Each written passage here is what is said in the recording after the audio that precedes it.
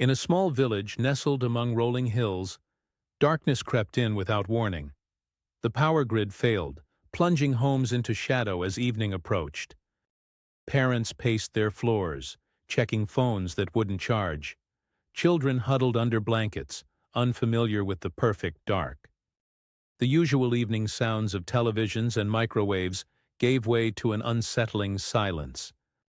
But in one modest house on Cedar Street, 8-year-old Lily remembered something her grandmother once told her. Light one candle, and darkness cannot win. With careful hands, she struck a match and touched it to a small white candle, placing it in her window. The tiny flame danced against the glass, pushing back the night. Mrs. Chen across the street noticed the warm glow first. Something about that single light stirred her heart, and soon her own window held a flickering companion. Mr. Patterson next door saw both lights and added his own. House by house, candle by candle, the street began to twinkle like earthbound stars.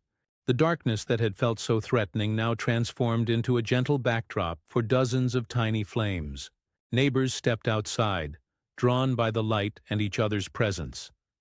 Someone brought out cookies. Another shared hot coffee from a camping stove. Children played shadow games on walls, while adults swapped stories and smiled. Old Mr. Thompson, who rarely left his house, stood on his porch watching the scene unfold. "Would you look at that?" he whispered, his voice thick with emotion. "One small light can change everything." The words floated through the crowd like a prayer. When electricity finally hummed back to life 3 days later, the village had changed. They'd discovered something more valuable than power lines could provide: the warmth of connection, sparked by a child's simple act of hope. And Lily, watching from her window as the streetlights flickered on, understood that even the smallest flame could light the way for others to follow.